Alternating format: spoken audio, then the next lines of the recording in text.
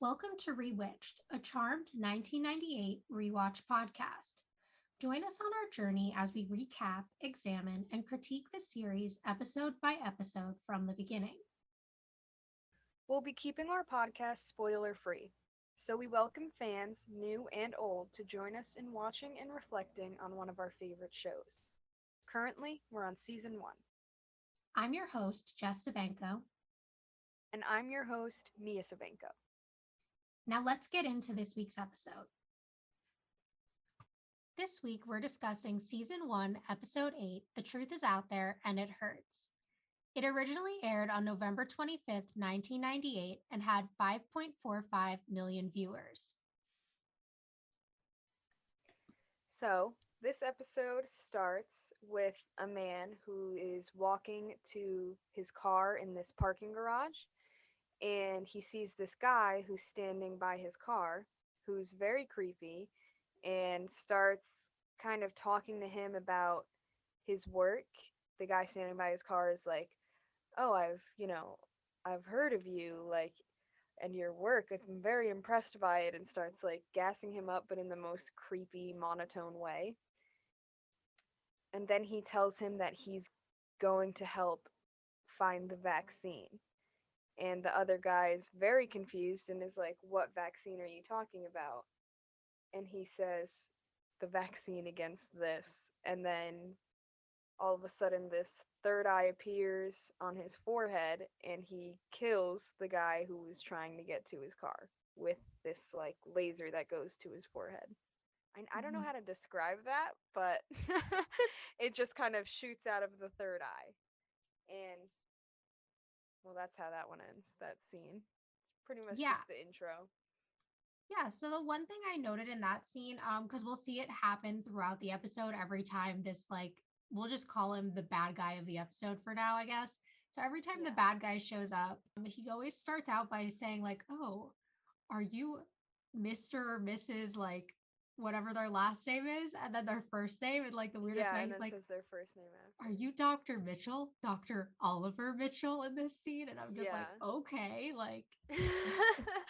That's his like iconic line to introduce them like first and last name when he first makes himself noticed. I don't know. Super creepy and weird.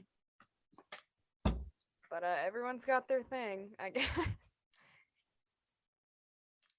So then we move to the next scene, and we're outside of like a movie theater.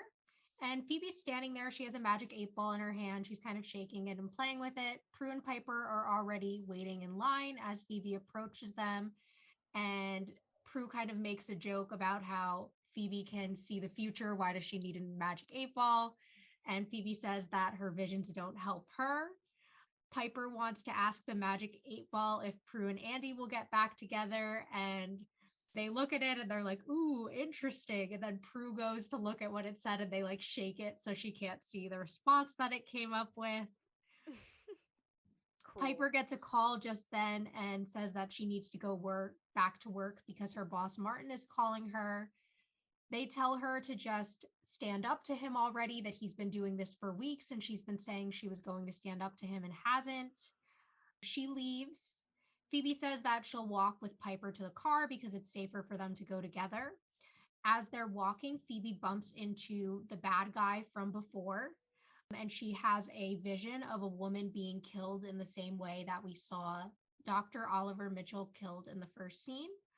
She tells Piper about her premonition, and just then they start hearing cop sirens and like these police cars are going by, so they start running after them. They arrive at the garage, and as they do, we find out that Prue also ran with them because she gets there too. And Piper says, as they see the body and kind of the cops and everything, Phoebe saw this murder before it happened. And Phoebe says, "No, not this one. I think I saw the next one." And then we go to the theme music. Yes. So, sounds like a lot was going on in that scene, and I guess there kind of was, but it was just kind of long. I feel like some of, well, a lot of that scene was actually the entire thing was pretty much just foreshadowing for what's to come. I mean, they mention Piper and how she's being overworked. They mention Prue and Andy, and then they see the dead guy and the premonition of the next victim. So, it's pretty much just foreshadowing for what's to come because all of those things are three main plots in the episode. Yeah, definitely. I think one thing I'll ask about this scene, I'm kind of wondering because I don't think they ever specifically said how long has it been since Prue and Andy's breakup? Because if it was like 2 days ago, it's really insensitive for like Piper and Phoebe to be joking around like this about the breakup I versus was like if thinking it the was same like 3 thing. weeks ago or something. Yeah, like Prue is definitely hurting over this. They love each other so much, and they're like, "Ooh, are you guys gonna get back together?" You'll never know. Like, just screwing with her. Although I feel like that's totally something I'd do. 'Cause I'm just a bitch like that. True. Like I'd be sitting here like crying, like me and Andy broke up, and you'd be like, Yeah. "Will you get back together?" I don't know. Making jokes about it. You'd be pissed, and I'd be cracking up. So after that, we go back to the manor, and it's the next morning, and Piper is pouring coffee or making coffee in the kitchen, and then Phoebe comes in and she grabs cereal and starts to pour her cereal, and then Prue comes in and she grabs some of the coffee that Piper made and grabs the paper. She sits down and she asks Piper if the coffee is leaded, which I have no idea what that means. I think it means decaf. Okay. I've always wondered, like every time I watch this episode, I'm like, what the hell is she talking about leaded? But anyways, Prue asks Piper if the coffee is leaded, and Piper says, like, yes, always is. And that's when Leo comes in the kitchen and says good morning to all the girls and that he wants to go look at the staircase today, says that it should be a quick job. And then Piper says okay and that she'll bring him some coffee. And then Phoebe and Piper get into their little banter ish argument over Leo where they're like debating on who should bring him the coffee and whatever, just messing around. And then in the end, Piper brings him the coffee. And then Prue turns to Phoebe and is like, you know, you're only into him because Piper is. And Phoebe's like, that is so not true. I'm wounded. And then Prue says that there's nothing in the papers about the murder, and Phoebe doesn't have a lot of info on the girl, like on what the girl looks like or how to find the girl from her premonition. So Phoebe suggests that Prue talks to Andy because the police are obviously going to know about the case, and she needs more information to save this girl. Prue doesn't want to go see him because they just broke up and doesn't want, you know, obviously that'd be super weird. So Phoebe says that she'll go see him while Prue looks in the Book of Shadows for the demon. Yeah. So the one thing that really stands out to me in that scene, when we go back to the very beginning, like we see Piper pouring the coffee, right? And she's setting up like the 3 cups. Then we see Phoebe enter, and like even though she only pours one bowl of cereal, she brings out 3 kinds and 3 bowls. And like when Prue sits down with the paper, she separates it 3 ways. So they kind of have this very like cute little morning routine where they're clearly doing things for each other as well as for themselves when they're doing this. I thought that was adorable too. I was thinking that I can't like I wish I always like try to I wish I would have something go that smoothly, but it really only happens like that in movies. Like I think it's adorable. Like that would never happen in real life. That like everyone just has their position and grabs that for everyone. That would be the dream though. It's also You do just a lot funny the better. way like the show establishes that even though they're all clearly living on very different schedules, they all get up at the same time in the morning and like do the same things. Cause like if Piper works in a restaurant, she probably doesn't start work at the same time as Prue, who like works in an office, and Phoebe's unemployed. So why would she be up at 8 a.m. or whatever time it is that Prue's getting ready to go to work? Right. I think about that too. Like they always somehow happen to be home or get home around the same times, which is also a little bit confusing. Like at night when Piper will come home from work and Prue will come home from work, and it's like, well, Prue has an office job that's like a 9 to 5, and Prue works in a restaurant that's more of a nighttime restaurant, so it's like a what, 11 to like midnight, you would think. Like I don't know from my experience at least. Yeah. But, you know, I guess it's just the show's sake. If I was Phoebe, I would not be getting up nearly as early as them. Doesn't make any sense to me. But yeah, so then we go up to the attic where Prue is looking in the Book of Shadow and she's looking for demons to try to figure out, who might be the killer from Phoebe's vision. And eventually it's not going her way, so she gives up and she closes the book. She leaves, and as she's starting to walk away, the book starts turning on its own and it lands on the truth spell. This happens twice. And then she closes the book again because she's not interested in this truth spell. She leaves the room, and when she leaves, it does it one more time. Yes. So obviously something really wants her to cast this truth spell. Wonder why. Can't wait to find out. And then we go to Quake, and Piper is on the phone and she's spilling stuff. She's working in the middle of the restaurant as opposed to in her own office, and she's just very clearly stressed and overwhelmed, having a lot of things to do in the restaurant. And that's when her boss Martin comes up and gives her another workload to do, and he's very rude about it to her. And as he's walking away, she goes up and is like, Martin, as if she's about to say something and actually tell him off. And then she kind of chickens out and is just like, I think I'm going to need the number for the produce that you just asked me to do.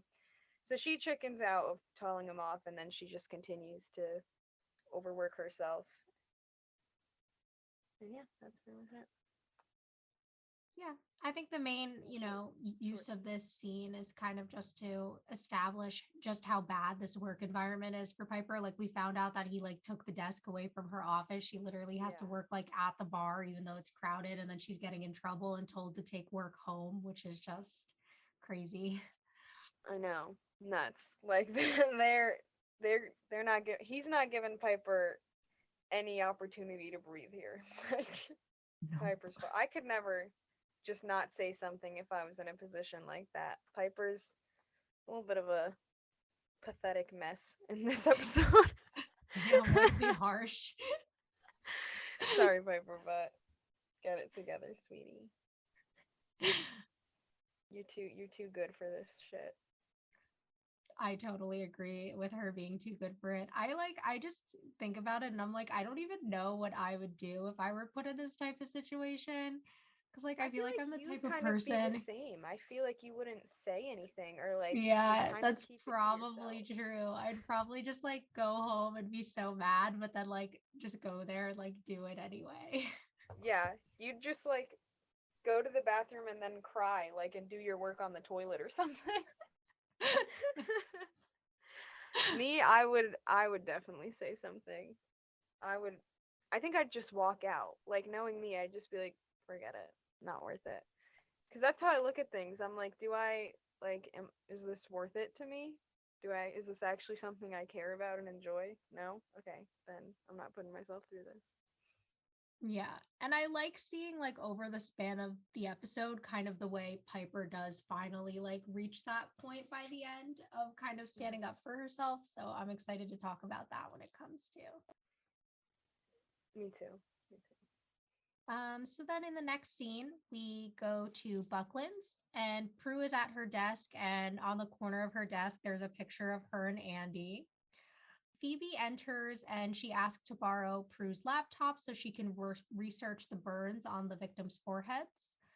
She says that she went to the station and she talked to Morris, and Prue's kind of like, oh, you told him about the case? And she's like, I didn't have to. All the inspectors are talking about it and they're all stumped. They can't figure out what's going on.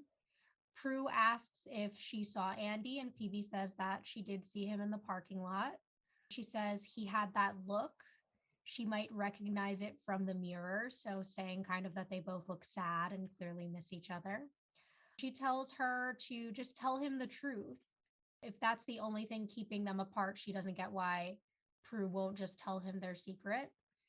Prue says that she's worried that he can't handle it, And Phoebe says, if not, you'll never know if it could have worked out. And that's when she leaves with the laptop. Just as Phoebe is leaving, we see a girl with a sandwich cart enter, and it's the girl from Phoebe's vision. So Phoebe just missed her. And she says to Prue that she saved her favorite. Prue takes it, and Tanya leaves. Then Prue sits down and sadly looks at the picture of her and Andy. It just breaks my heart. It's so sad because they really show how much her and Andy care about each other, like, really well. Especially in this episode, like, you can see so much of Prue's emotion and even Andy's, like, it's not easy for either of them, and it's just so sad. Like, I love them together so much. I want them to get back together. Yeah, no, me too. I'm definitely feeling the same way. And, at this point in the episode, I am feeling that hope. So as we get later in the episode, I'll talk more about how I'm feeling about where their relationship might go, pretending I don't know. But Yeah. I like, it's this is a hard episode to watch. I think they really portray this feeling of going through a breakup like this so well in this scene. And I really, really, really love all the subtle moments we're getting. I mean, yeah, is the picture on her desk a little heavy handed? Maybe. Should it have appeared there a few episodes ago so it wasn't just like a prop for the use of her sadness in this episode? Yes, definitely. Mhm. But I do like the way, especially Phoebe's pointing out, like the look on his face is the same as the one on yours. And that just tells Right. us everything we need to know. It speaks about it, like, I mean, like, it speaks to this, like, sometimes love isn't enough kind of kind of thing, because Prue and Andy still really care about each other. They didn't end on bad terms, and they love each other obviously, but there's just something there that they just can't be together, and it's sad and it hurts, but it's reality, and I love that. I love that they have that in the show. Yeah. Like, it's kind of realistic in a way, I think, aside from the whole being witches part. Mm-hmm. This whole big secret, saving the world every day. Okay, so then we go back to the manor, and Prue is now in the attic, and she's looking at the Book of Shadows, which is opened on the truth spell, and she's like, okay, book, you win. And she starts reading the truth spell. And then we kind of like cut to downstairs, and it's Piper and Phoebe walking into the house at the same time. So, Prue, they were just getting home. Prue didn't know they were there. And Prue continues to read the spell. And then we go back to Phoebe and Piper, and Phoebe is like, "Oh, I guess you didn't talk to your boss because Piper has all this work that she brought home." And Piper goes, "Of course I did, just like I said I would." And then she asks Phoebe if she's getting a zit on her chin, and Phoebe's like, "No, you can't even see it." And then we go back to Prue continuing to read, and it says, "Those who are in this house," which kind of just tells us, like, that's put into the spell, so it tells us that it's going to work on everybody that's in the house at the moment. And then go back to Piper, and she's Piper and Phoebe, and Piper's like, "You really can't see it." And this is after Prue finishes the spell. So when Piper's like, "You really can't see it," Phoebe goes, "Are you kidding? That thing looks like it has a life of its own." So obviously the truth spell's working. Phoebe had to tell the truth there. Didn't mean to, but she did. And then Piper gets a little confused. Phoebe turns to her and says, "So you really told off Martin, huh?" And Piper's like, "No, I chickened out." And they both kind of are just like confused as to why they just said those things, but we know it's the truth spell making them do that. And then after that, it goes back to Prue in the attic, and she's calling Andy, and it goes to voicemail. So she leaves him this message, which is like super like awkward and flustered, and she's basically just asking him to call her within the next 24 hours because she needs to talk to him about something. And that's the end of that scene. Yeah. I like the way they kind of set up the truth spell with these little like sisterly comments here, like with everything happening with, kind of Phoebe and Piper in that scene, and like the little things they would lie about to each other coming out is really funny and like well done to kind of show us what's happening with the spell. Yeah. And I like the way you described, Prue's message to Andy. I literally wrote in my notes, long, awkward ramble telling him to call her back. Yeah. That's like pretty much in what I wrote. I was just like, it's super awkward and chaotic. Like her message is all over the place. She's a wreck. Like she's in shambles right now. Oh my god. But yeah, that was pretty much just them setting up the truth spell and doing the truth spell, and I thought it was cute the way they did that with the little like lies about the sisterly, like those little sisterly conversations, and that's pretty much I feel like how that would go. You're like, do I have a zit right here? And you're like, nah, you can't even see it. But like actually, you're like, damn, like like things like that. They just threw it in there to show the truth spell, and I thought that was a good way of doing it. Yeah, so far I'm really liking the pacing of this episode. I think the dialogue's good. I think the dynamics are set up well. Like I think this is structure-wise so far looking like a really strong episode. Yeah, I agree. So then in the next scene, we're at a lab and there is a guy working. The bad guy approaches and he's kind of like, "Mr. Pearson, Mr. Alex Pearson," and asks about his work. He starts talking about how he's working on some issues with crops in Zimbabwe. And the bad guy says, "Your work will put an end to that." And that's when Alex asks him if he's from the foundation, I guess the foundation that's supporting his research. And the bad guy replies, "No, but I've studied your work. Someday you will help find the vaccine." And, Alex is, of course, confused by this. They kind of go back and forth a little bit. They start grabbing him and stuff. And he says, "What do you want?" And he says, "Your future." And that's when Alex grabs a button and it falls off of the bad guy's shirt and goes onto the ground. And then that's when the bad guy grows his third eye again. The blue laser comes out and Alex is killed. Beautiful work in that scene. I love the blue laser just like shooting through the other guy's forehead. I think it's I mean top tier 90s editing like oh my the earlier scenes the way they showed magic was just it's just great. It's beautiful. I love it so much. Yeah, it's so funny when you look back because when you watch some of the later seasons, obviously, because it ends up being a successful show, it ran for 8 seasons. They obviously get a much higher budget later on. So a lot of the effects, one, because time is passing and they're just getting better in general, but two, because they can actually afford to pay like Right. better special effects artists to come in and work on it. It's just so funny to see the difference between like season one versus like season five special effects. Yeah, when I would like watch the ending of it and then I'd go to restart it, it was like, oh, the ending effects are what obviously I knew more of now because that's what I've been watching whenever I was watching the whole episode. I mean, the whole show. And then when I go to restart it and I see the difference from beginning to end, I'm like, wow, it cracks me up every single time. It's so different. Like, but it's good. I like that it gets better. I don't even mind that it's a little bit choppy in the beginning season. It doesn't bug me because I still think it's just such a good show.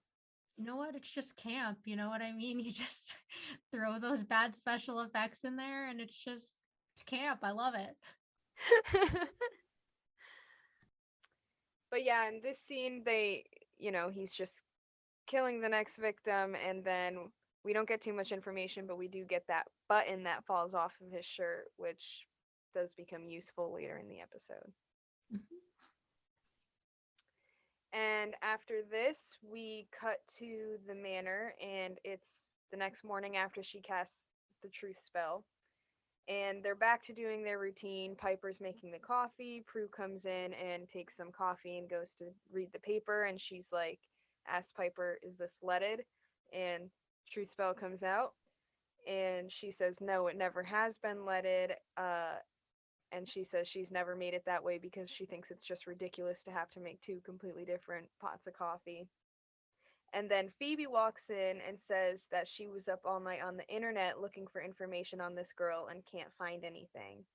And then Phoebe apologizes to Piper about the crack she made about her zit last night. And Piper's like, "Oh, that's okay. You really can't see it though." And Phoebe's like I said, it's huge. And they're all like super, or at least Piper and Phoebe are both like a little confused. They're like, "Why are we just blurting these things out?" And then they're like, something weird is going on. And that's when Leo comes in and he says that he should be able to finish the stairs today. And Piper's like, "Okay, I'll make you some more coffee." And Phoebe's like, "And I'll bring it to you." And then they're kind of like, "Here we go again," and start, kind of bantering about that. And then Phoebe says, "We both know the only reason I like Leo is because you do." And then she's flabbergasted that she said that. And they both look at Prue and are like, "What the hell is going on?" And Prue tries to avoid them and run out. She's like, "I gotta go, I'm late for work." And they stop her and they're like, "Tell us what's going on." And she tells them that she casted the truth spell. And they're both very shocked and they ask her why. She tells them that she wanted to know what Andy would think about her being a witch, and that's why she wanted to cast it. And Phoebe gets like really proud of her that she finally used her powers for personal gain and listened, like took Phoebe's advice and found a way to tell Andy. And Piper starts freaking out about how it affects how it's affecting Phoebe and Piper too. And Prue is like, "Well, it was only supposed to work on the people in the house. I thought I was in the house alone." And Prue mentions that it's a 24-hour time limit spell, so everyone they come into contact with has to tell the truth. And Phoebe like asks Prue a question to test out the truth spell. She says, "What do you think of me?" And Prue says, "I admire your confidence and fearlessness. Your utter lack of responsibility frustrates me to no end." And Piper's like, "Oh my god, this could be dangerous." She's freaking out. Like, just anything Piper says in this scene is just anxiety. Like, the epitome of anxiety. Phoebe loves it and then asks Piper what she really thinks of her boss, Martin. And Piper says, "I think he's a self serving jerk who must have a very small penis." Always cracks me up. And then Prue mentions that once the spell ends, no one will remember what they've heard.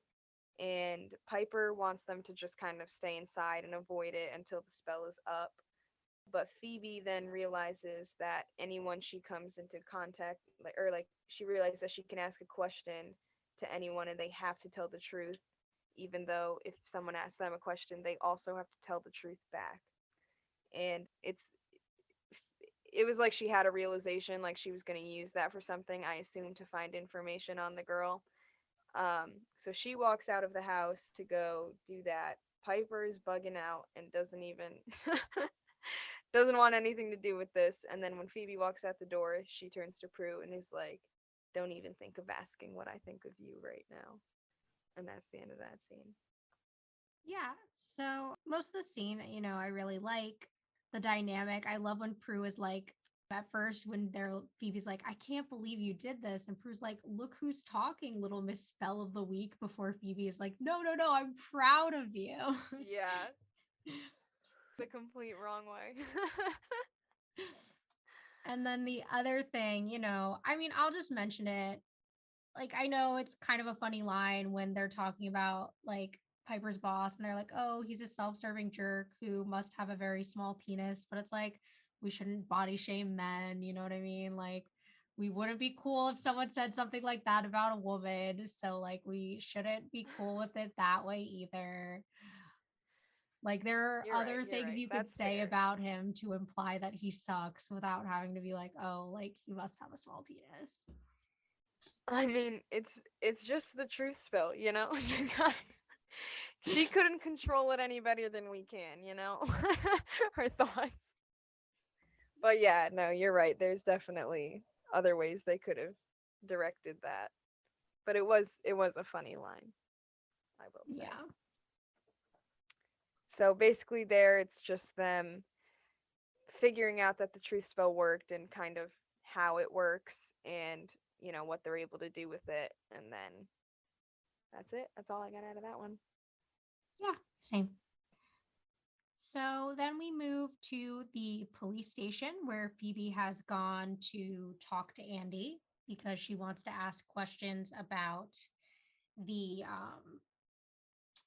case. And she's kind of like, "Oh, have you talked to Prue?" And because of the truth spell, instead of just saying no, he's like, "I'm not sure. She called me. I don't know if I want to call her back." And Phoebe says, "No, you definitely do." And asks him about the murders, and he starts telling her all the details that obviously he normally wouldn't reveal because it's supposed to be confidential. And she just keeps asking questions. Andy mentions that there was a button at the crime scene made of an alloy that forensics has never seen before. And then he's weirded out by the fact that, he's telling her all this information that obviously he's not supposed to. He starts to ask Phoebe questions, and she's kind of like, no, no, no. She's like, don't forget to call Prue by 8 o'clock tonight. And then he just kind of like is making this weird face and just gives her a thumbs up, and then she leaves. No.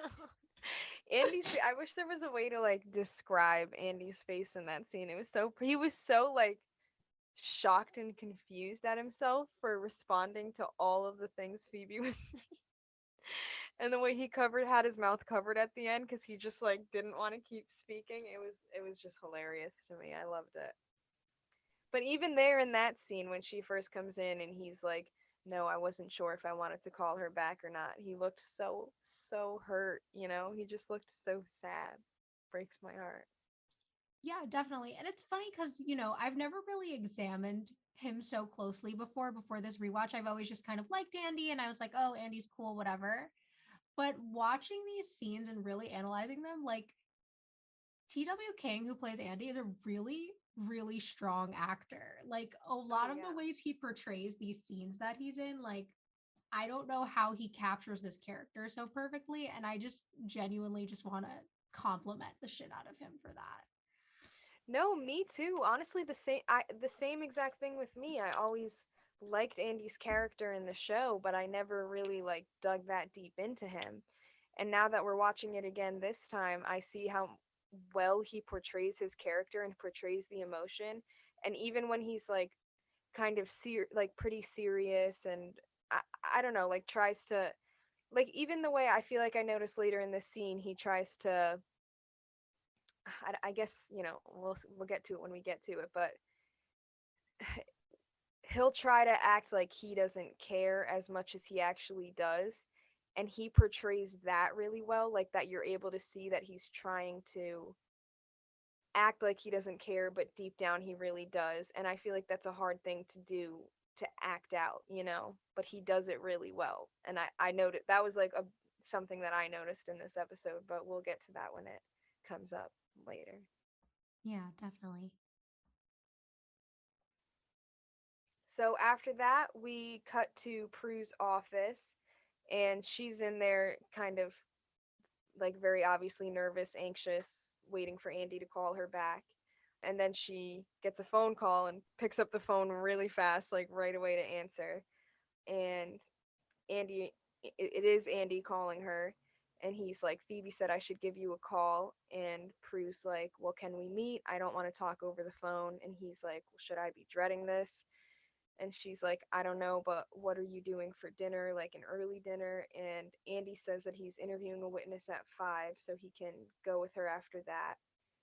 And Prue's like, that's fine. And they hang up. And Tanya, the sandwich girl, and Hannah walk into Prue's office. And Hannah's just like personal call Prue, seeing that she was on the phone. And then Prue's like, personal business, Hannah. Then Hannah takes the last of Prue's favorite sandwich, turkey with no mayo, and she's like, "Oh, my favorite." And then Tanya's like, "Well, actually, I was saving that for Prue." and Hannah just doesn't care. One takes the sandwich anyways. And then Prue's like, "Don't you hate turkey?" And she says, because of the truth spell, "Of course I do. I just don't want you to have it." And then Prue's like, "Is there any particular reason you're such a bitch to me?" And she says, "Yes, because it's my mission in life to destroy you." Like, Prue, you should have picked up on the red flag there. When someone's truth is that their mission in life is to destroy you, and you're a witch, maybe consider the possibility that they're a demon. I don't know. Feel like it would have crossed my mind.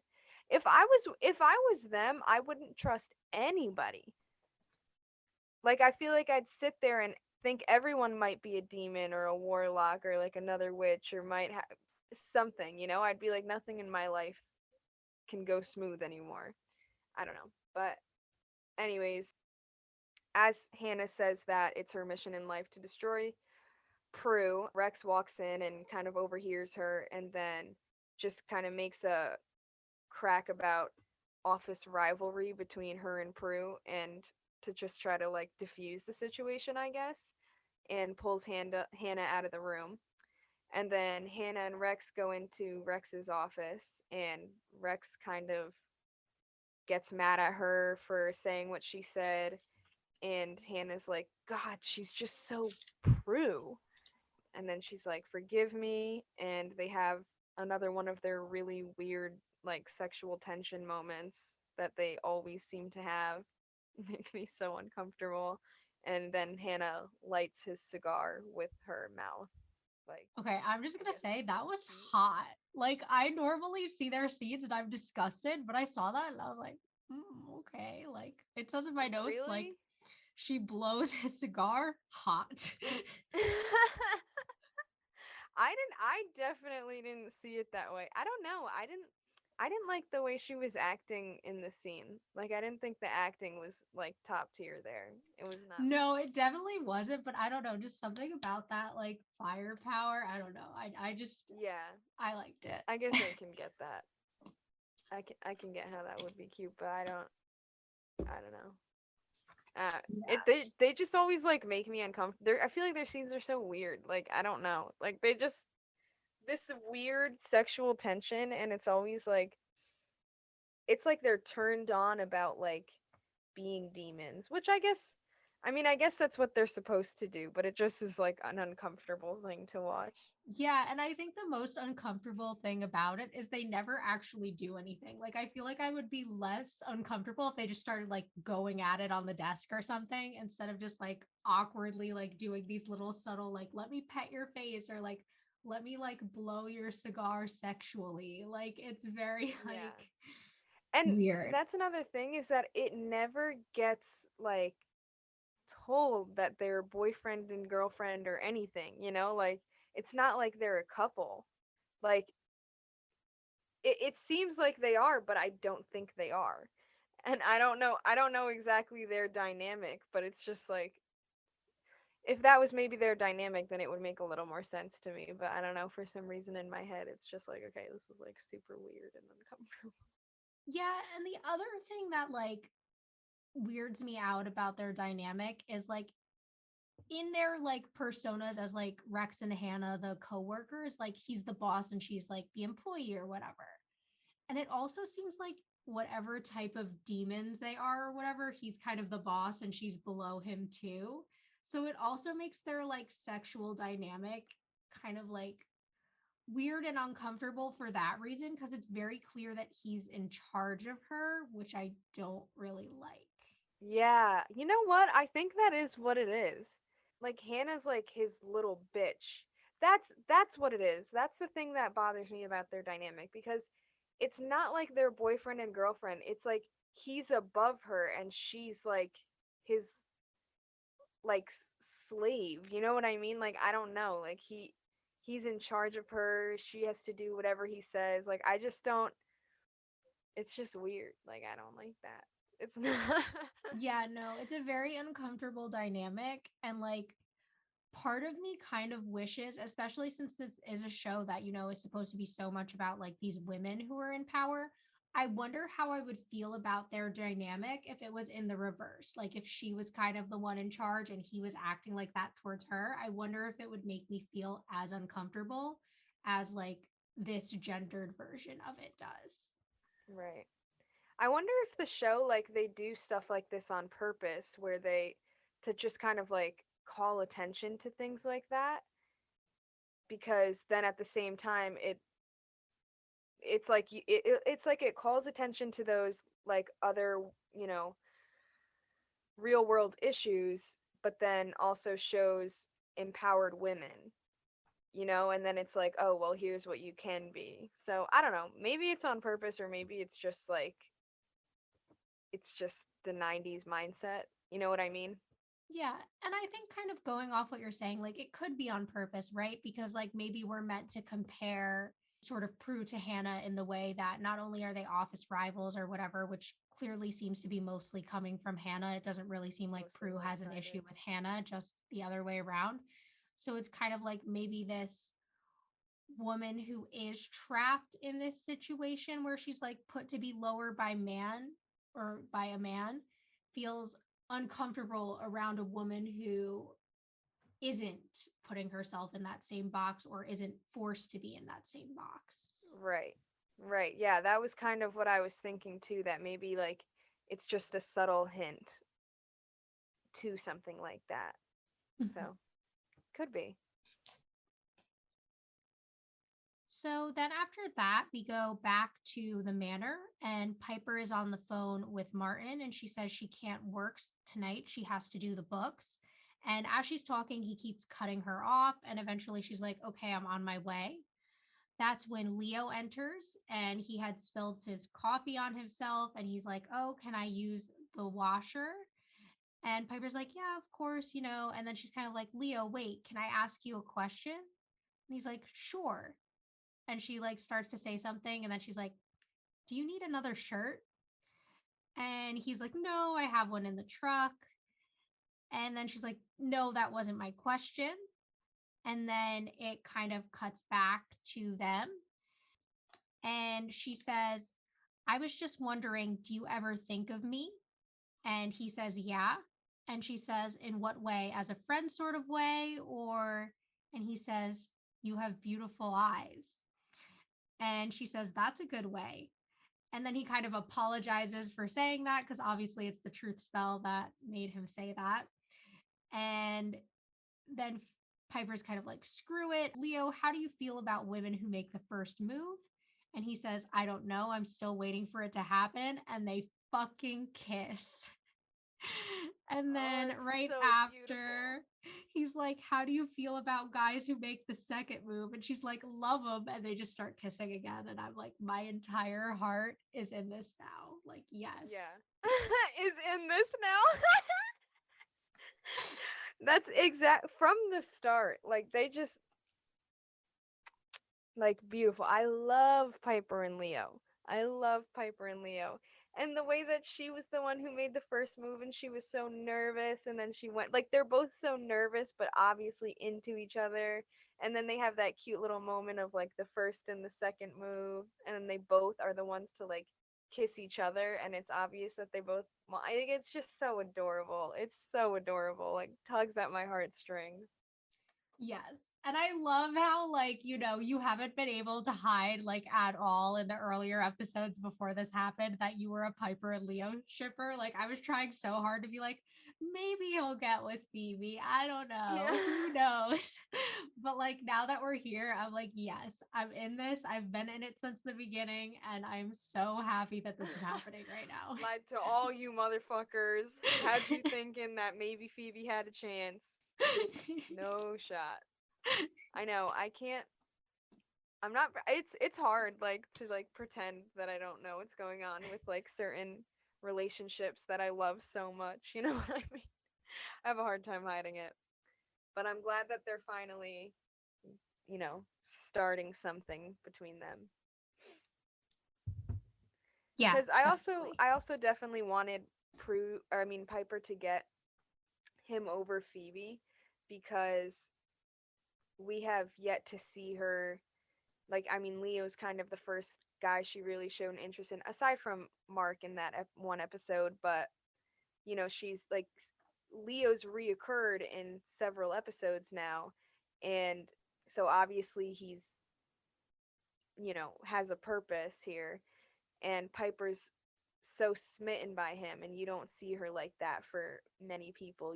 She gets all nervous and flustered and like tries so hard when she's around him, and I just like, meanwhile, like with Phoebe, it's like a natural thing, but you see Piper working so hard at it to get it something to happen between them that it just makes me want it more for her. Yeah. Yeah, definitely. And I also think like it's really interesting to me the way that, who knows where his character will go from here, how long he'll be in the show, whatever. But the way that he's kind of just basically just introduced as a love interest, right? We don't know anything about him. It's not like Andy where he has a connection to the cases and the magical world in some way. All we know is that he's this cute guy that Phoebe and Piper seem to be fighting over, and then he becomes Piper's love interest in this episode. Yeah, and I love it. I love it so much. So excited to see where this goes. So after that, we go back to Prue's office, or we go back to Buckland's, and it's not in her office. They're actually at the elevators.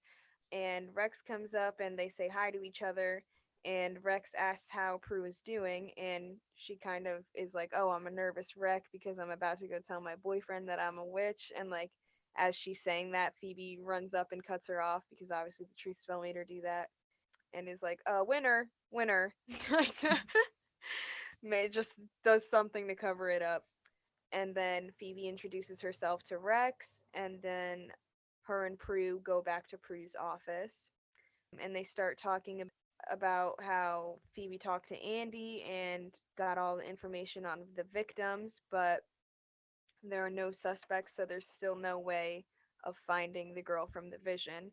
And as Phoebe is saying that to Prue, she runs into Tanya, the sandwich girl, and sees like and recognizes her and has like a little flashback of her vision, and she's like, oh my god, that's her, like that's the girl from my vision.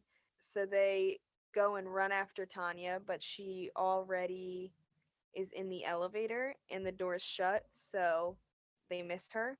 And then we see Tanya in the elevator with the bad guy, and he starts talking to her. What's her last name? Walk Parker? Parker, yeah. Yeah. Okay. For some reason I wanted to say Walker. And that's when he does his iconic line again, where he's like, "Excuse me, are you Miss Parker, Tanya Parker?" And starts talking to her, and he just makes some weird, creepy, like says some weird, creepy thing Yeah, about he like how says, you've been the you most have been difficult to most find. difficult to find, never in the same place, never alone. Yeah, super weird. Like if someone said that to me, I would not. I would be like, "Hey, can you walk me to my car?" Like, like to the person in the elevator next to me.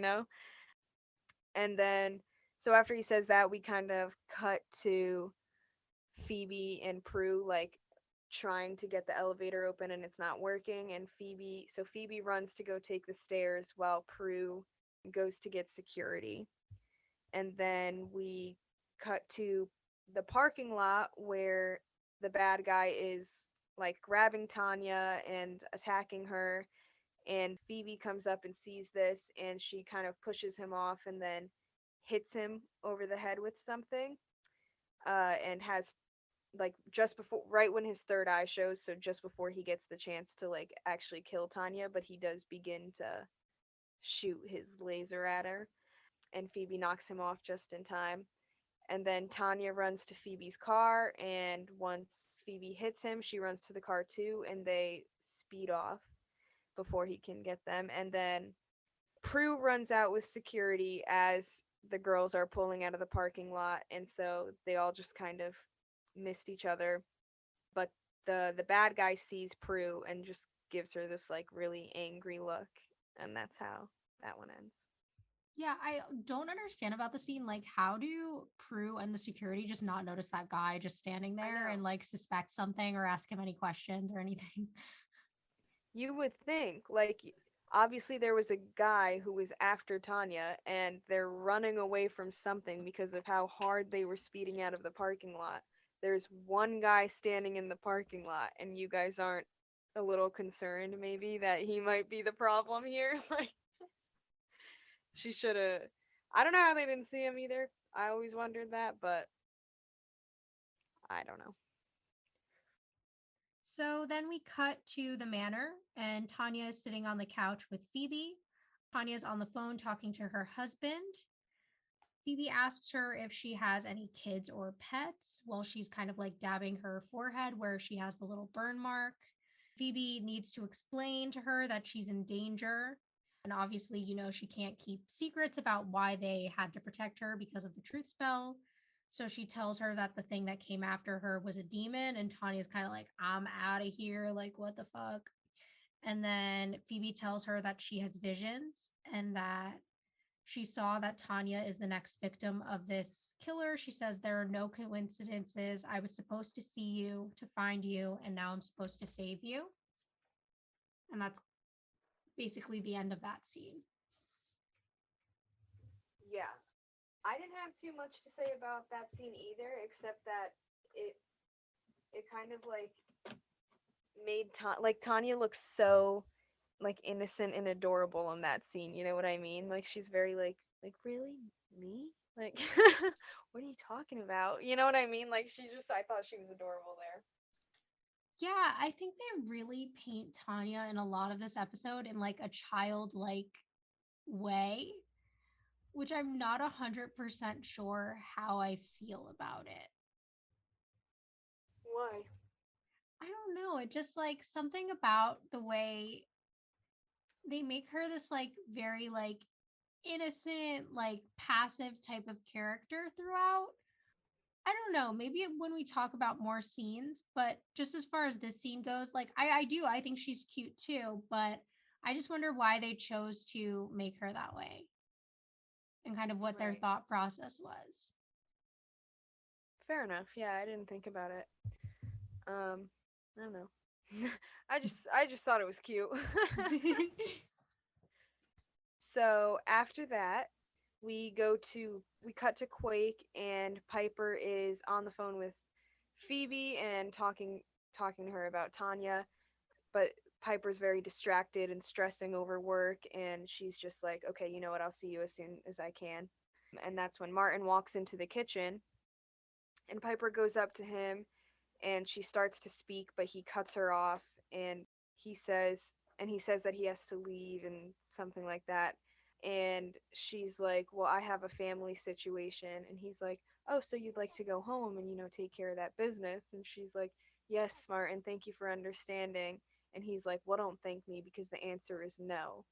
And as soon as he said that, Piper kind of finally goes off and tells him off about everything, and is like, "I don't understand, like how is one person supposed to do all this work?" And he says, because of the truth spell, "I know you'll do it. Why spend my money on more employees when I know you'll do everything and not ask questions, and it'll cost me like half the price, you know?" So basically he admits that he's just using her, taking advantage of her completely. And he's like, "Piper, I don't know why I just said that." And she's like, "It's okay, like the truth's out and so am I. You don't deserve me and I quit." And I was like, "Yes, Piper. Yes. Tell him. Tell him." Like, Martin, what a pig. And people really act like that. Like it's not even that far off from reality. Like it's a bit dramatic, but it's also super realistic. Like people in power positions like that will take advantage of anyone. Yeah, no, definitely. And I think it's such a like comment on, Piper is one of those people who's very like she enjoys helping other people, right? She's hardworking, she's compassionate, she's sweet, she's friendly. And it's easy for people like that to be taken advantage of by people like Martin who just suck and are just so cheap and unwilling to care about their employees and the people that they're supposed to be helping to provide for. Like, someone is doing a job for you, you're supposed to pay them for that job. You're not supposed to be like, what's the cheapest possible labor I can get to make myself successful and fuck everyone else over. Yeah, exactly. And that really is the mindset that a lot of people, especially I've noticed in the restaurant business, tend to have. And it's disgusting to me. I feel like a lot of people have had maybe not as intense but very similar situations like that at work, and it is an actual issue, and it's disgusting, and I feel like unfortunately it's not something that's ever going to really change or be stopped. Some people, when they get in, when they have power like that, when they're successful and rich, it just, they sometimes tend to lose respect for other people and only care about themselves. And it's disgusting, but it's just real life. But honestly, I think it's good to call attention to it, because maybe it'll help people out there that are like Piper to know that, like, just because they're in charge doesn't mean you have to put up with it, like, kind of a very, like, know your worth and what you deserve. You deserve a little respect. Like, that's all that it comes down to. I don't know. Like, you're a human. Why are you, like, the way he was treating her was like actually dehumanizing, and it was pretty fucked up. Like, I hated that. And I think it kind of brings me back to when Prue was interviewing at Buckland's and kind of the way she immediately stood up for herself and like what she deserves and what she offers. And I think seeing Piper coming into that same place here where she's starting to see the same value in herself is a really interesting character development. And I'm interested to see how that arc may continue in future episodes and as we go on in her career and in other parts of her life throughout the show.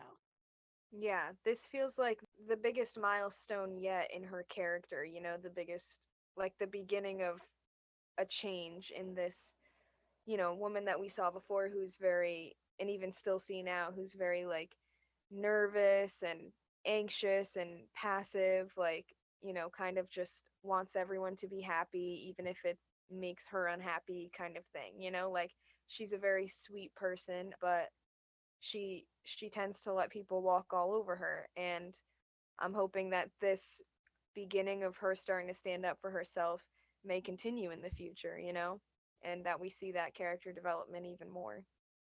Yeah, definitely. Mhm. So then we go back to Buckland's and we see the bad guy who is following Prue to her office. But then she steps into her office and Andy is inside. So, of course, because she's not alone, the bad guy leaves. And he's like, "Oh, how are you?" And she says, "A nervous wreck. You?" And he says, "Heart's pounding like a sledgehammer." And he sits down. She asks how well he thinks he knows her. And he starts listing things that he knows about her and says that he wants to see her again and wishes that she trusted him enough to tell her to tell him whatever her secret is. And she says, "You know what? It would be easier for me to show you than to tell you." And so she moves this little like paperweight thing on her desk with her mind. And he's kind of like, what the hell? And gets up and she's like, "I'm a witch." And she kind of goes on to say, "I wanted to tell you, but I couldn't. I couldn't tell anyone." He kind of says this wasn't what he thought she was hiding. And then he asks about if they have kids, if this would be something that would be passed down. Are Piper and Phoebe witches too? And Prue explains that it kind of goes through the women in their family. So if she has kids and they're girls, they would also have powers. And he kind of asks if this is something that she can get rid of. And Prue says, "I can't change who I am. And that's something I've come to accept recently. But the question is, can you accept it?" And he says to her, "I don't know." And that's kind of how we end that scene. Yeah, so kind of a bitter moment right there. Oh, yeah, that hurt. That stung. But it is, I mean, I guess it is a lot to take in. I don't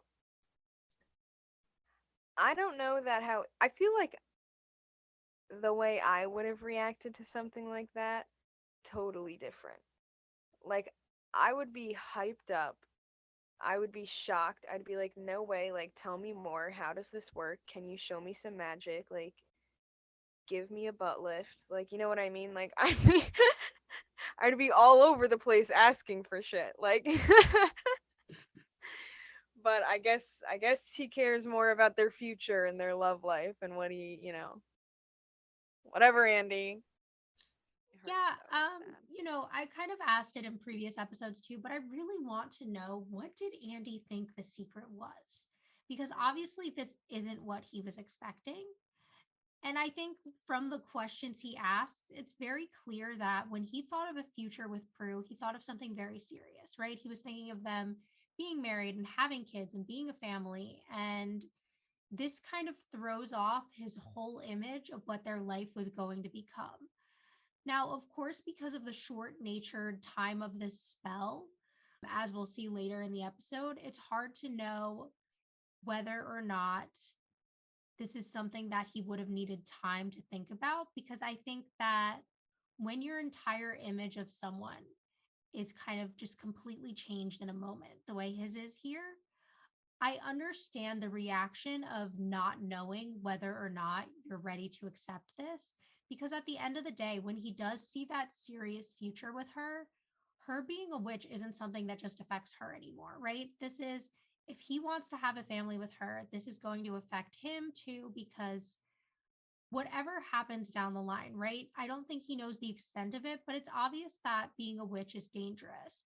That's obviously what caused the tension between, Victor and the girl's mother. So, would the same thing happen for Andy down the line when you realize that all these evil beings are going to come, and as a human man, I'm not going to be able to do anything about it? Obviously, I don't think his mind has gone that far quite yet, but I think those are concerns that, if they were able to have a longer conversation because they weren't interrupted by the monster of the week kind of playing in the middle of this and keeping them from having a longer conversation at this point, I wonder if he could have come to accept it, or if he still would have been unsure, if they could have just sat and really talked about each of these concerns that he has. Yeah, you're right. It is a lot to think about because I guess I didn't really think about it like that it really did put such a rift in these ideas that he always had about their future together.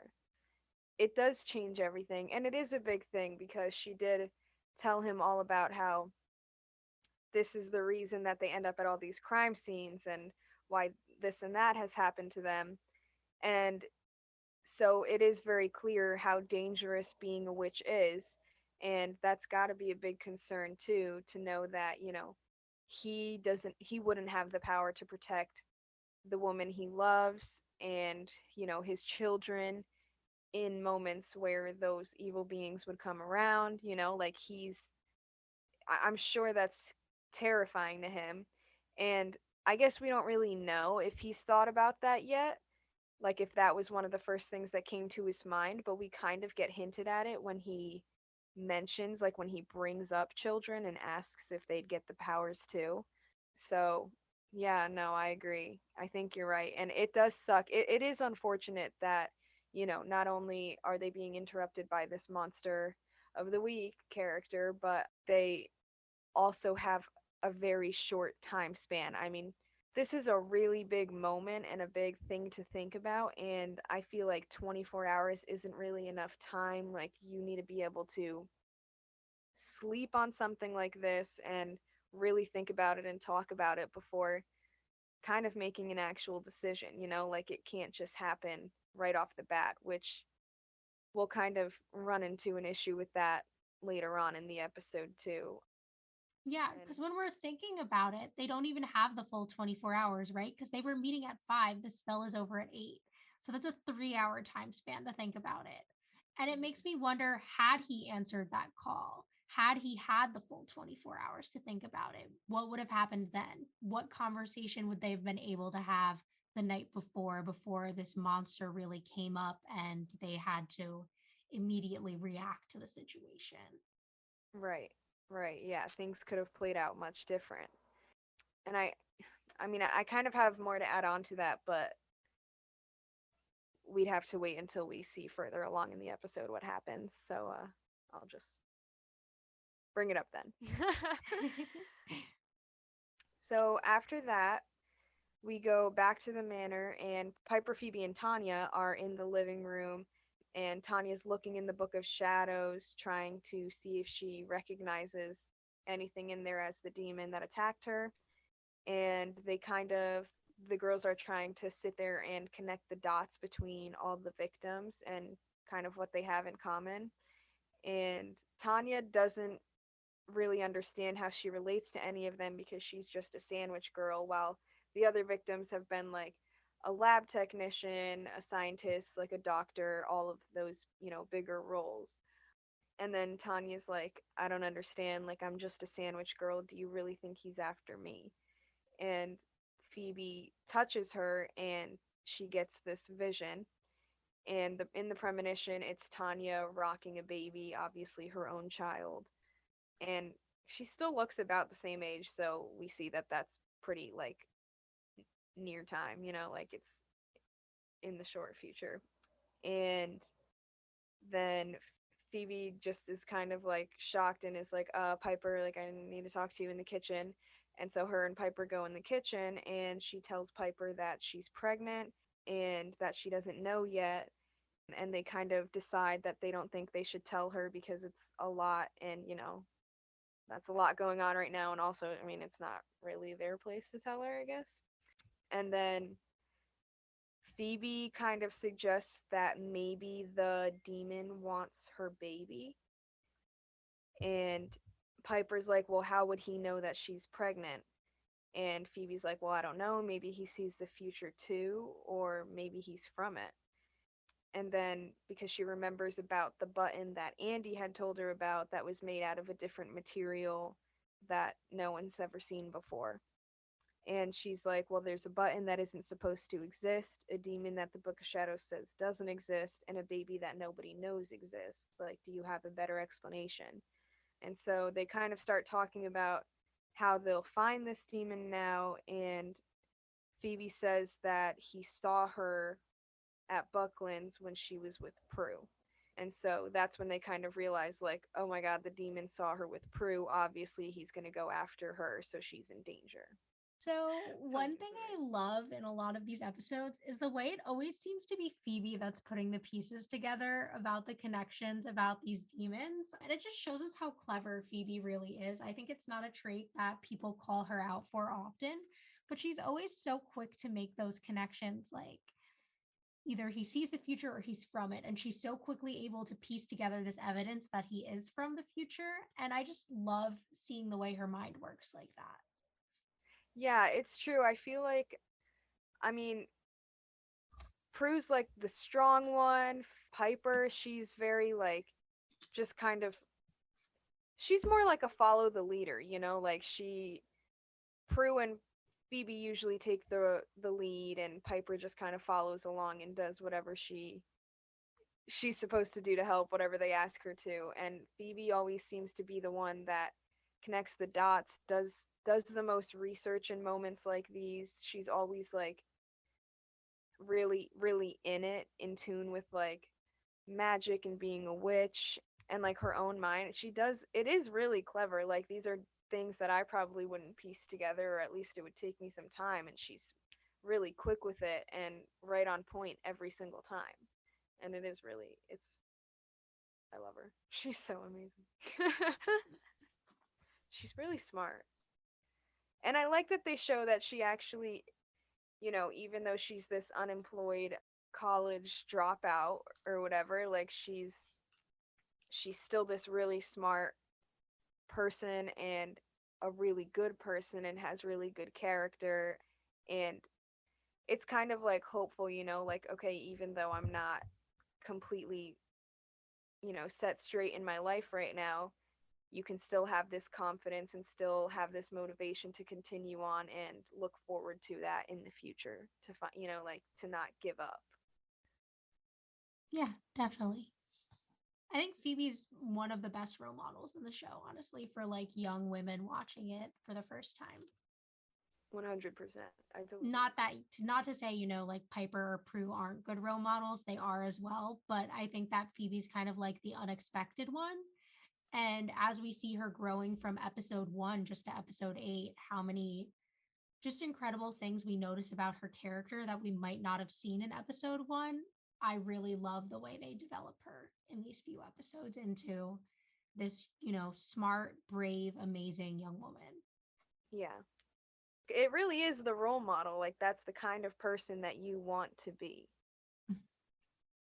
And I love that. I love that Phoebe's that person. So then we leave that scene and we go back to Buckland where Prue is at her desk and Hannah enters. And she's kind of like, lock up when you leave. You're going to be the last one out. And then she says, I'm sorry. And Prue says, well, you don't mean that. And Hannah's like, no, of course I don't. And then she's kind of like, oh, fuck. And she goes to get in the elevator. And that's when the bad guy walks into the hallway. So Prue's packing up her desk. And that's when the bad guy comes in. Now, he never gets named in the episode, but the subtitles called him Gavin in this scene. So I was like, oh, okay, I guess the bad guy's name is Gavin.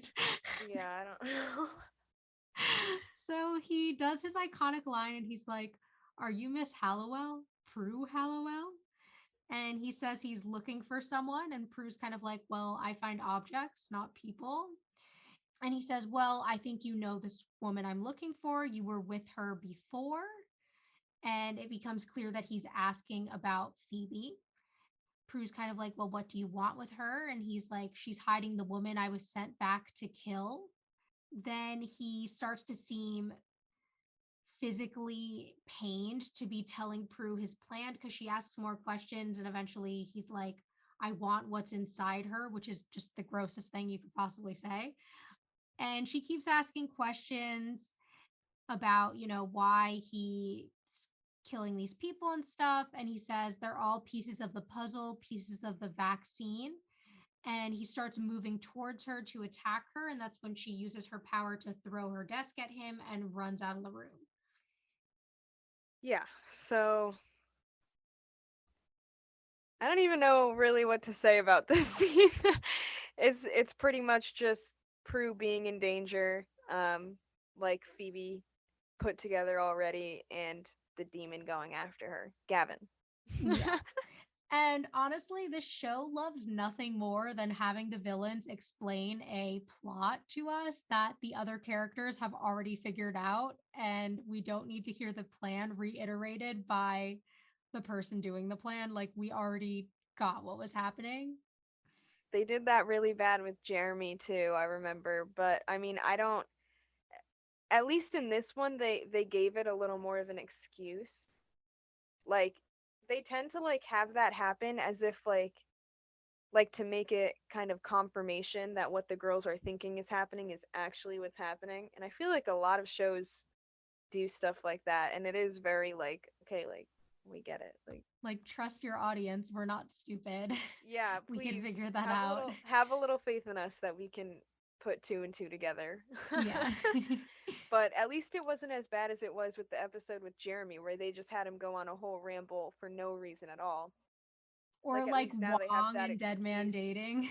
Yeah, like, at least now they have the excuse where, it's like, oh, he's saying all this because she's asking him in the truth spell. So I guess that's Yeah. And I guess a technically little bit of a Prue step up. didn't know yet, only Piper and Phoebe knew already, so Yeah, true. They had to find a way to get her to figure it out. I guess I guess it makes a little more sense in these episodes. But yeah, Wong telling Piper about his passport and his trip to Hong Kong and like fucking his social security number. Like, I don't like unnecessary. And Jeremy too. Like, this is a definitely a common theme for this show. But it's okay. It's kind of funny. Then after this, we go back to the manor, and Piper is trying to call Prue and she's not picking up the phone. And Phoebe goes up to Piper, basically is like, you have to go to Buckland's alone because someone needs to stay with Tanya. She can't be here alone. we'll have the Book of Shadows here, and like Piper has the active power, so she should be the one to go, you know, where the demon is. And then they're like, okay, and then Piper leaves. The only thing I wanted to add in that scene, I really love when Phoebe says it can't always be the power of three, because I think that's something we haven't learned yet in the show, because it has so far, every time they've had a battle, been the three of them together.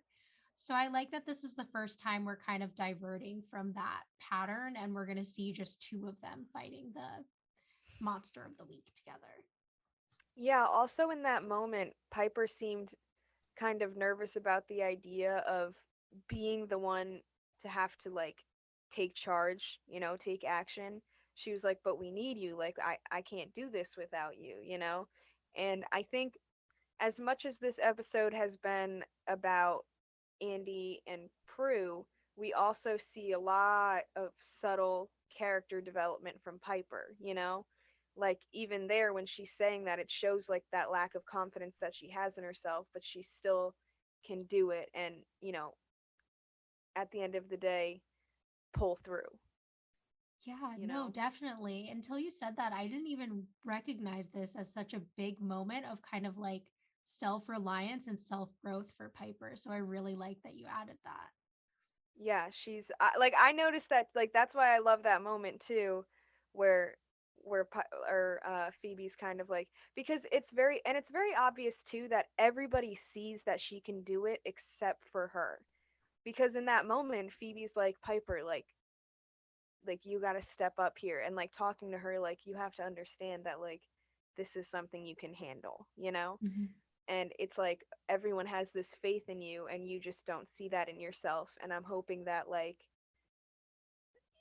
I feel like this was a big step, kind of. Like I know it's stupid, but it was kind of a big step for Piper, her character at least, and I'm hoping that that progresses and she, builds that confidence and that faith in herself and becomes this like strong person like Phoebe and Prue are. Yeah, definitely. Um So then we're in like kind of this storage room in Bucklands, and Prue's running down the stairs, and Gavin is following her. And he's kind of yelling, like, I've got 8.5 months to find Tanya, plenty of time. And Prue keeps running and she hides behind this thing of crates. He kind of says, yours, like referring to her time. Yours, however, has run out. And it's just like, okay, good line, Gavin. Then that's when Piper arrives at Buckland's and she goes to Prue's office and she sees the huge mess and Prue's purse on the floor and everything. And she runs out trying to find Prue. Then we're back in the storage room where Gavin's saying, you can't hide from me forever. And Prue asks about the vaccine and he does this like gross, evil laugh. And he says that it protects against me and all other warlocks like me. And he says that the Parker child brings together all the elements to create it. And that's when Gavin finds her. He kind of grabs her by the neck and lifts her up. And that's when Piper enters and freezes him and kind of gets Prue free from his grasp. And then they start arguing over who's going to whack him in the head with a crowbar. And that's when he unfreezes and they stab him right through his third eye. That's when he yells and he kind of like lights up and dies. And then this kind of blue smoke portal appears and he gets sucked into it and I guess returned to the future or whatever. yeah. That's that. I mean, I assumed that's what that portal was saying, like was doing, just taking him back to the future.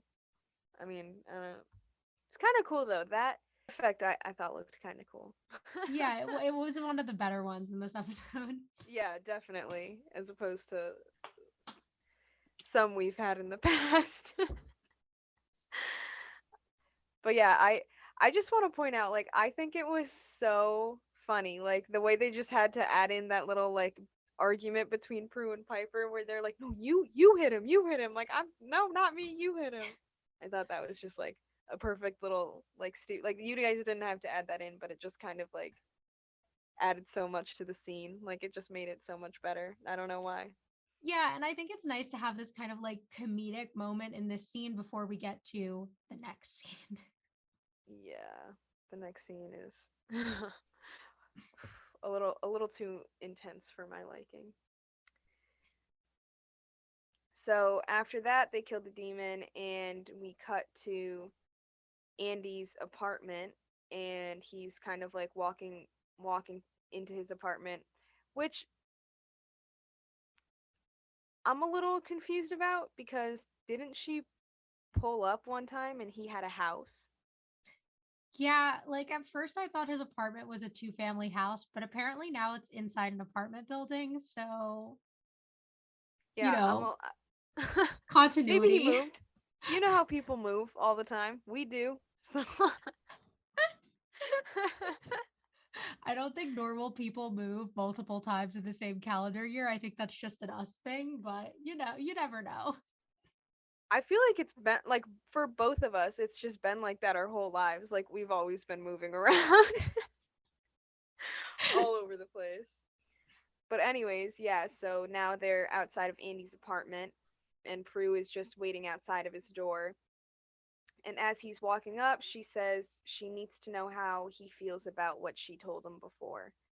And he's like, like, I don't know, I still don't know yet. And she's like, no, I need to know now. I need to know before 8 o'clock. And he's kind of like, doesn't really want to do that. But she's like, I can't come in. Like, I need to know now. Can you or can you not accept the fact that I'm a witch?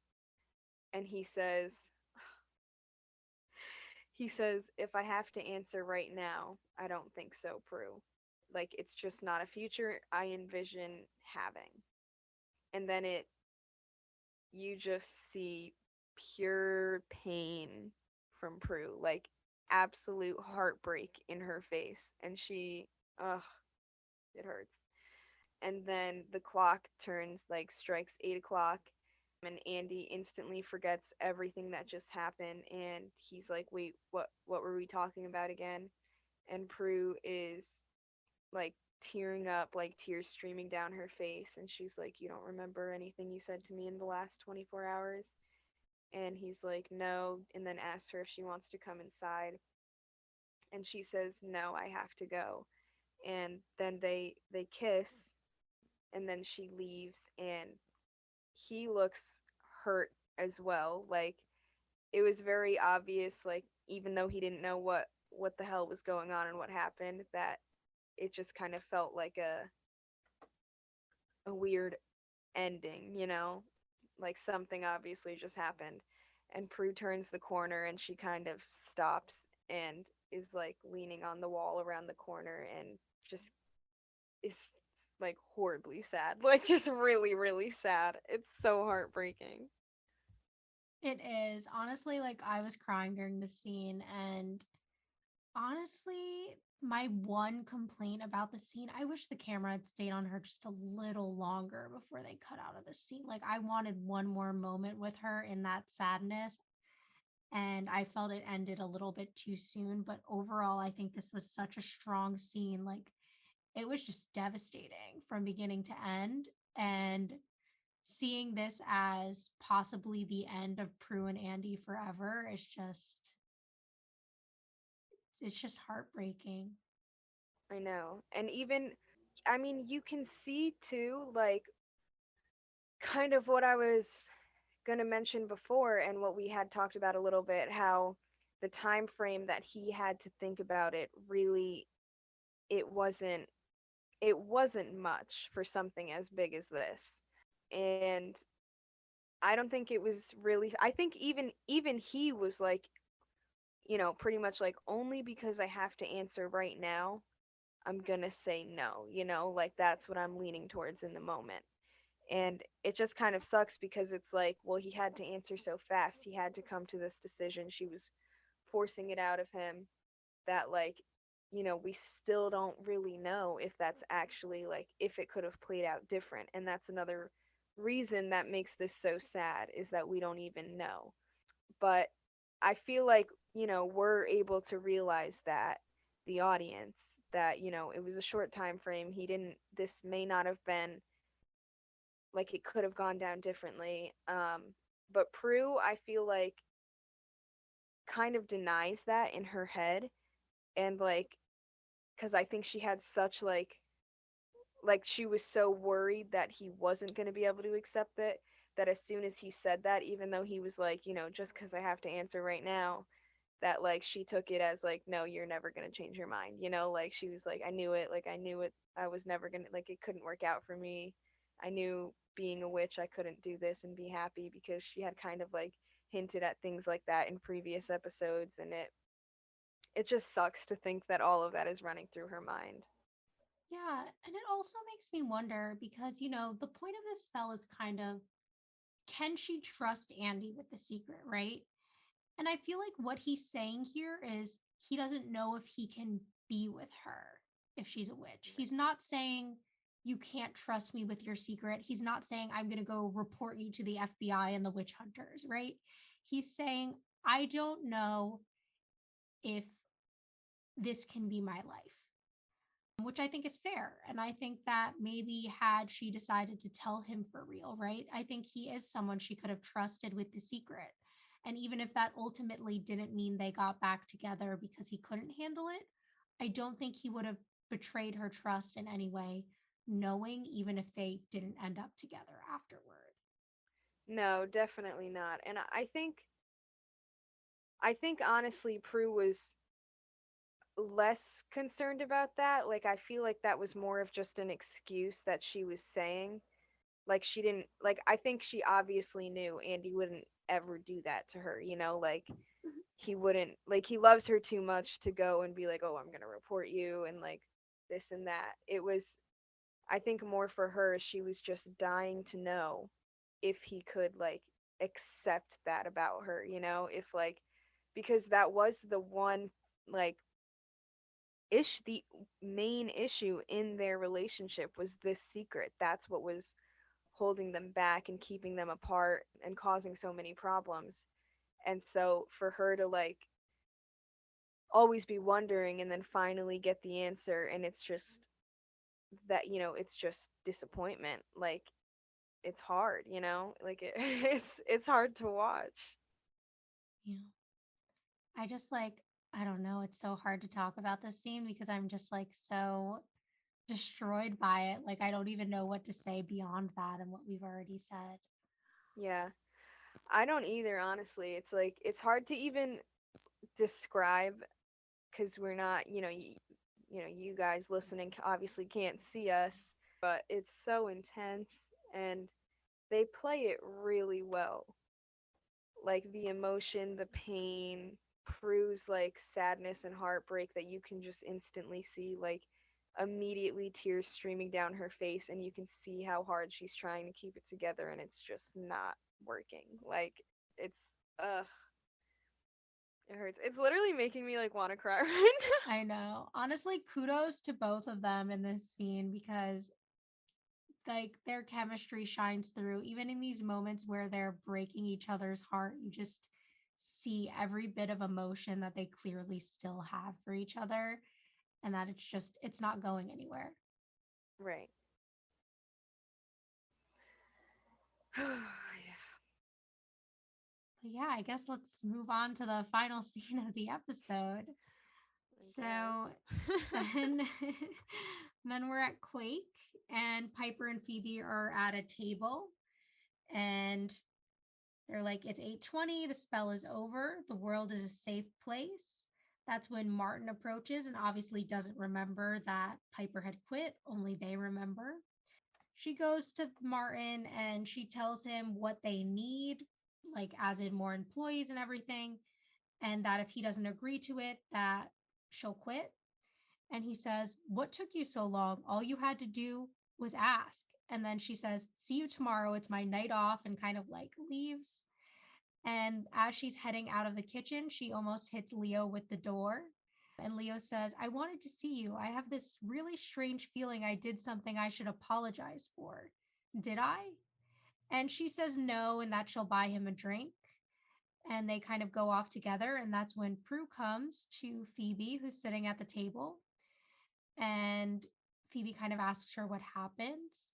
And Prue said that she got her answer and she's clearly very upset. So Phoebe knows what the answer is. And the two of them hug. And that's where the episode ends. You forgot to mention that Prue cries in Phoebe's arms. True.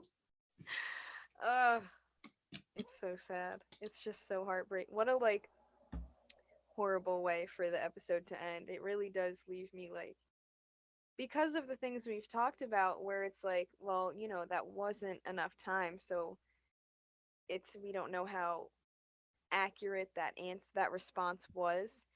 So it's like it's kind of weird because I still am left with a little bit of hope that like, well, maybe, something will change, and maybe if she tells him for real, then he'll have more time to think about it and maybe accept it. Who knows? But I know at the moment, like, it just feels like most likely this is the end for them. And that's so hard to think about, but I'm hanging on. Yeah. And I'll also say I love that this final scene kind of has this moment, and it's not between Piper and Prue, right? It's between Phoebe and Prue. And that really touches me because we've seen so many times throughout the season Prue just so unwilling to open up to Phoebe about her relationship with Andy. So to kind of have Phoebe be the one to comfort her in this moment where it's over, it just really, really, it was really beautiful to me. And I like that that's the choice that was made there. Me too. Yeah, I like that they had it end up being Phoebe instead of Piper. It also shows kind of like a little more stability in the relationship between Phoebe and Prue. So it's almost like the girls all end up a little bit stronger here. Like their relationship ends up a little stronger, and Piper builds up more this, self confidence, but everything else about it, like the whole Andy and Prue thing, it's just horribly horrible. It's devastating. Yeah. So it's a pretty shitty way for it to end, but is what it is. It was a good scene. It was a good episode overall. Yeah, no, definitely. As of the episodes we've watched so far, this is my favorite episode we've watched so far. Even though it's definitely the saddest and it breaks my heart, I think this is probably the best episode of season 1 so far. Yeah, I feel like I've never appreciated it as much as I have this time around. Now that we've like talked about it, and I see a lot more kind of subtle things that are thrown in there, like, with Piper, with Phoebe and Prue, with Prue and Andy, all of those things. I feel like they showed a lot in this episode, a lot of development, a lot of plot, a lot of storylines, like, and they structured it beautifully too. Like it wasn't all just thrown in there together. It was spaced out and all connected. Like I love the way they do that. I think it was really creative. Yeah, definitely. I think this is a, strong episode in every aspect. Like, yeah, there were a couple of minor things that I pointed to that could have been changed a little bit, but overall, I think this is exactly what I want an episode to be. It has, that monster of the week element, but it also has so much personal development for the main characters. And that's exactly what I want to be happening in every week's episode. Yeah, definitely I agree. Oh, yeah, so good episode, but a depressing one. And that's where we end off. Thanks for listening to this week's episode. If you want to reach out to us or follow us on social media, we're on Instagram and TikTok at rewitched_pod. You can also send us an email to rewitched.pod@gmail.com. Join us back next time for season 1, episode 9, The Witch is Back.